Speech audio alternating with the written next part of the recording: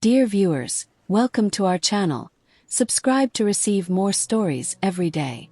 The flashbulbs lit up the sidewalk as Chloe Winters stepped out of the sleek black car, her heels clicking against the polished pavement. Cameras snapped, voices called out her name, but she didn't smile. Not tonight. Not anymore. She was at the launch of the Winter House Fall Collection, a name that was once hers but no longer. Her name remained on the building, embossed in gold letters, etched into the branding, sewn onto every tag. But Chloe Winters no longer owned Winter House. And she certainly wasn't welcome here. Her ex-husband, Lucas Devlin, had made sure of that. 6 months ago, Chloe had been at the pinnacle of her career. She was a visionary in the fashion industry. Refined, smart, with a pulse on what women wanted to wear before they even knew it themselves. She and Lucas had built the brand from their cramped one-bedroom apartment. They were a power couple in every magazine feature, always described as co-creators or creative partners. But the truth was, Chloe was the designer. Lucas was the face. And now, Chloe was watching her life's work parade down the runway under glaring lights. Without her, she hadn't wanted to come tonight. But she had to see it for herself. To feel the betrayal burn deep into her chest. To remember what he took. Because something in her refused to let this end quietly. 6 months earlier. "Lucas, don't sign that," Chloe said, her voice shaking. "I'm not comfortable with these changes." Lucas leaned against the marble counter in their shared penthouse office, arms crossed, a slight smirk curling on his lips. "It's just paperwork, Chloe. You're overthinking it like always." She scanned the document again, legal jargon buried within friendly formatting. The clauses had changed. Her 50% stake in Winter House was no longer guaranteed. Her creative control was conditional. Her voting rights, diluted. "This isn't what we agreed on," she said slowly. "We built this together.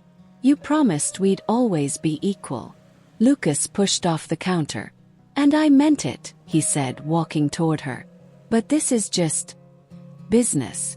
The lawyers suggested some restructuring to make things more agile. Chloe nearly laughed. That was a Silicon Valley word. This was fashion. And Lucas wasn't restructuring. He was repositioning himself. She didn't sign. Not then. But Lucas was patient and ruthless. It wasn't long before things spiraled. First came the leak. A false accusation that Chloe had stolen designs from a young intern.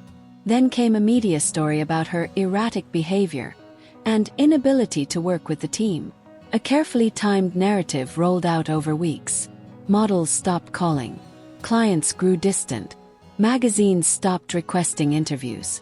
Lucas watched it all unfold with faux concern, saying things like, "Chloe's going through something, and we hope she'll take time to heal." And when she finally tried to fight back, threatening a lawsuit, he unveiled the final blow. "You already signed over control," he said calmly, sliding a document across the table. It was her signature, her initials, her handwriting. She remembered the day. She had been sick with the flu, groggy with medication. Lucas had walked in and said, "Just a tax form, babe. Sign here." She stared at the paper, her vision tunneling.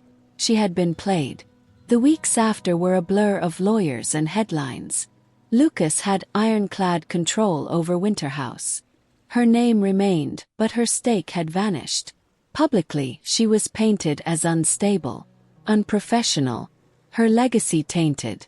Quietly, Lucas offered her a small settlement and a non-compete clause. She refused both. Instead, Chloe disappeared. The media speculated endlessly. Was she in rehab? Abroad? Suing him in secret? None of it was true. She was in a tiny 2-bedroom rental in upstate New York, living with her sister and helping take care of her niece. She traded in runway lights for PTA meetings and late-night ramen. And it was there, in the quiet, in the dark, in the cold, where the plan began. Chloe had always kept her sketches in a physical journal. Dozens of leather-bound books filled with raw, unpolished ideas. But she also kept something else, something no one knew about. Not Lucas, not her lawyers, A digital vault, secure offline encrypted, held everything: her designs, her strategies, her brand projections for a future line she never showed anyone. She had called it Project Nova, named after the idea of rebirth from collapse. Lucas had mocked her for it once. "You're always planning 10 steps ahead. What are you, a general?" Chloe hadn't answered. She just kept building. Project Nova was bold. Bolder than Winterhouse had ever been. The designs were sleeker, edgier, inspired by female resilience and transformation. She envisioned a brand made entirely by women for women. No fluff, no gimmicks, just power stitched into every seam. The first thing she did was call Nadia Esquivel, a former textile genius who left Winterhouse after clashing with Lucas. Nadia didn't hesitate. "Tell me when and where," she said. Then came Talia, her old head of PR. Then Amara, her stylist. Then Suki, the photographer. One by one, Chloe gathered her silent army, women who had all been pushed out, minimized, or burned by Lucas. And above them all stood Chloe, quietly rebuilding her empire, brick by brick, away from the noise. The first soft launch was anonymous. Capsule collection with no brand name. No photos. No PR. Just 6 stunning pieces delivered directly to a list of hand-picked women in New York, London, and Paris. Socialites, stylists, editors. The buzz was instant. "Who made this?" they asked. No one knew. The mystery elevated the pieces. Demand soared. Lucas, watching from his ivory tower, dismissed it. "Just a marketing stunt," he told reporters. "No real design behind it." But Chloe wasn't aiming for noise. She was aiming for an eruption. In her small apartment, she laid out the next phase. A full collection under her new brand. A name whispered only among her team. Verite, French for truth. The logo was stark, black and white. No curves, no embellishments, just clarity. "Are you ready?" Nadia asked her one night. Chloe stared at the screen. The homepage was ready. The products were ready. The launch button glowed. "No," she whispered. "But I'm doing it anyway." And she clicked. At the Winterhouse show, Chloe stood near the back. Lucas didn't know she was there. She was just another face in the crowd. The clothes on the runway looked tired, recycled, imitations of her old work. And the applause felt polite, not electric. Lucas came out at the end, waving, smiling, soaking in the flashbulbs. He had no idea what was coming. Back in the car, Chloe took out her phone. Her inbox was flooded. The Verite site had crashed from traffic. Orders were already in the thousands. A-listers were demanding her secret profile. She didn't smile. Not yet. This wasn't the end. It was only the beginning. Chloe watched the numbers climb with a calm detachment. It wasn't about sales, not yet. It was about proof. Proof that she hadn't lost her touch. That her name still meant something. That the whispers surrounding Winterhouse weren't just about betrayal and scandal, but about brilliance that had been stolen. By morning, Verite was the most searched fashion label in Europe. It didn't even have a public designer's name attached. Lucas was eating dinner when his assistant, Blake, walked into the private dining room of the Winterhouse HQ. "There's a situation," Blake said carefully. Lucas didn't look up. "If it's about the Milan licensing deal, I already fixed it." "It's not that." Lucas finally glanced up. "Then what?" Blake pulled up a tablet and turned it around. The screen showed a fashion blog, Hemline Confidential, with a headline in bold. "The anonymous brand that's making Winterhouse look tired." Lucas blinked. He scrolled. Photos of Verite's capsule collection flashed across the screen. Haunting, elegant, innovative. Then came a comparison photo. One of Winterhouse's latest runway looks. Almost identical to an older design by Chloe. The article didn't say it outright, but the message was clear. Winterhouse was fading, and something better had arrived. "Who the hell is behind this?" Lucas growled. "No one knows," Blake said. "It's completely anonymous. The designer won't give interviews." All we have is the name, Verite. Lucas laughed. Pretentious. Blake hesitated. It's getting attention. A lot of it. While the fashion world speculated, Chloe remained invisible. She posted nothing. Gave no quotes. No interviews. Her team worked from a co-op space in Brooklyn, surrounded by crates and coffee cups. It was chaos, but productive chaos. Nadia handled production like a war general. Suki transformed every photoshoot into art. Talia pulled strings in the press, making Verite feel like a fever dream, something too elusive to catch. Chloe focused on the next line. She barely spoke, barely slept, because while Lucas had stolen everything from her, he hadn't taken her hunger, and that hunger became fuel. A month later, Verite dropped its second collection, 21 pieces themed around reclamation. It was personal, symbolic. Even the coat linings bore phrases embroidered in tiny cursive. She who is silent is not absent. Burn what they built from your bones. The fashion world erupted. Everyone wanted to know who was behind it. Some speculated it was a new alias for an old designer. Others claimed it was a secret celebrity project. Lucas was losing control of the narrative, and he felt it. He called Blake into his office. "Find out who it is," he ordered. "I don't care what it costs." Chloe knew Lucas would come sniffing. She'd counted on it. What she didn't expect was for Verite to attract buyers so fast. Nordstrom called. Then Net-a-Porter. Then a French luxury conglomerate. Talia handled them like a pro. She fed them just enough intrigue to keep them leaning in, never fully biting. Chloe had one rule. We grow on our terms. Even if that means less money. Talia asked. Chloe nodded. Especially then. Lucas had once told her. The brand is only as powerful as the room it's invited into. He had built Winter House on PR parties, VIP tables, and magazine covers. Chloe was building Verite in the shadows.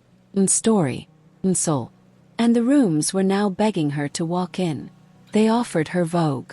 She declined. Then Harper's Bazaar. Then the business of fashion. Finally she said yes, to an obscure podcast hosted by a former intern named Lila. You sure about this? Talia asked. She was kind to me when no one else was, Chloe said. That matters. It was a quiet interview. Just two women talking about fashion, betrayal, and rebuilding. But one clip went viral. Lila asked, if the person who stole everything from you is listening right now, what would you want them to know? Chloe paused, then said, I hope he sleeps well. I hope he thinks it's over. Because he has no idea what's coming. The podcast hit #1 on fashion charts within 2 days. It was dissected on TikTok, quoted in press. Chloe still hadn't confirmed her identity, but the world had already decided. Verite was hers. Lucas exploded. He called an emergency meeting. Offer her a buyout, he barked. We'll acquire Verite. Rebrand it under Winter House. Say it's a reunion. Blake hesitated. That might backfire. People love the mystery. They're rooting for her. Lucas slammed a hand on the table. I made her. The room went silent. He was unraveling. Yes. A sleek envelope arrived at Chloe's door a week later. No return address. Inside was a letter. Dear Chloe, I admire your resilience. Let's end this. Let's come back together. The world loves a redemption arc. Let Verite merge with Winter House. Let us both win. LD. She stared at the page, reading it again and again. The gall. The delusion. She laughed. Then she lit the letter on fire and let it burn in her kitchen sink. Chloe didn't know how, but someone leaked her identity. 1 minute she was the ghost designer. The next, her name was splashed across every major fashion outlet. Chloe Winters is Verite, the headline screamed. The reaction was instant. Designers who had been silent called her a genius. Editors apologized for freezing her out. Women across the world wore Verite like armor. And Lucas was called a thief. Fraud. An opportunist. Sponsors pulled out. Retailers cancelled orders. A major lawsuit surfaced from a designer he'd stolen from years ago, one Chloe had quietly helped file. But Chloe wasn't finished. While Lucas scrambled to save face, Chloe revealed the final part of her backup plan. A holding company she had quietly formed 3 years ago. A company that had, through a network of smaller shells, acquired minority shares in Winterhouse during its early growth phases. And now, thanks to a very specific clause buried in the original investor agreement, she had the right to call a vote. Not to reclaim Winterhouse. Well, to dissolve it. Completely. The boardroom was glass, glossy, cold. Exactly how Chloe remembered it. She hadn't stepped into Winterhouse headquarters in nearly a year. Not since Lucas stole everything and shoved her out of the empire she built with her bare hands. Now she walked back in not as a guest. Not even as a rival. She walked in as the storm. Lucas was already seated at the head of the boardroom table, flanked by legal counsel and shareholders. His jaw tight, eyes cold. He didn't stand when she entered. He didn't need to. 'Cause he thought she was bluffing. He thought this was theater. Chloe took her seat across from him, placed a black folder on the polished table, and flipped it open. Inside were 2 things.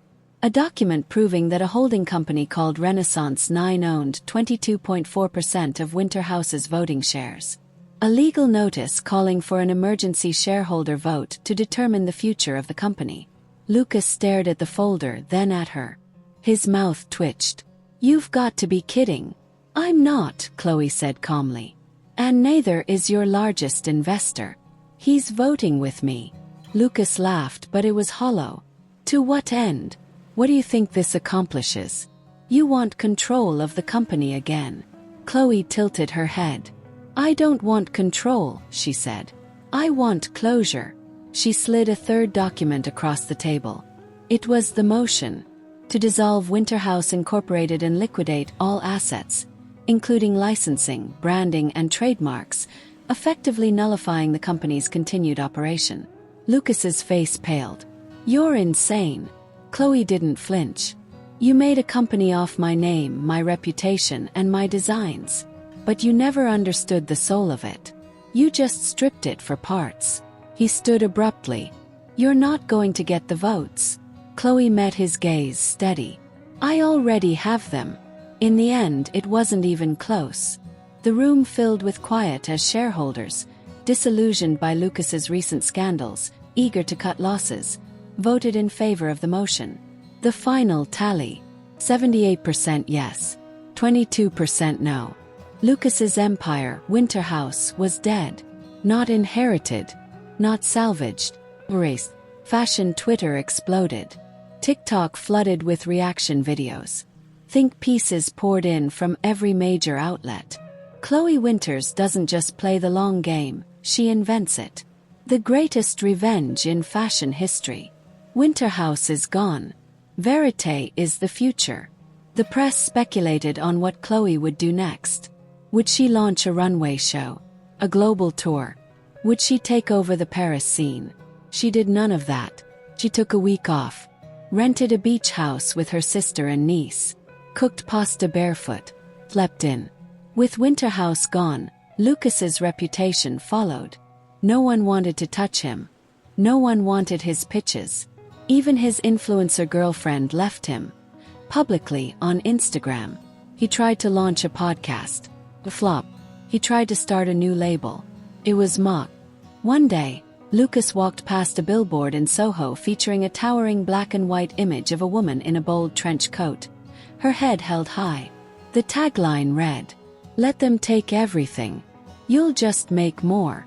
Verite." He stared at it for a long time. His reflection warped across the glass. Months passed. Verite exploded worldwide. Still no investors. Still no celebrity endorsements. Just Chloe and her team, building something unshakable. But then one day, Chloe received a letter in the mail. No stamp. No address. Just a handwritten note inside. "You win. But I need to know, how did you pull it off? The holding company. Timing. The silence. Was it always part of the plan?" "Well, Chloe smiled and took out a blank card. She wrote only 2 words, "Silent Partner," and mailed it to Winterhouse's former headquarters, now an empty, locked building awaiting liquidation. Because what Lucas never realized was that the person he thought was weak, broken, or passive was never any of those things. She was watching, listening, planning, and when the moment came, she didn't scream, she whispered, and the whole world heard her. Dear viewers, thank you for watching. If you like this story, please subscribe to our channel to receive more stories every day. Share with us what you think of this story and tell us where you're watching from.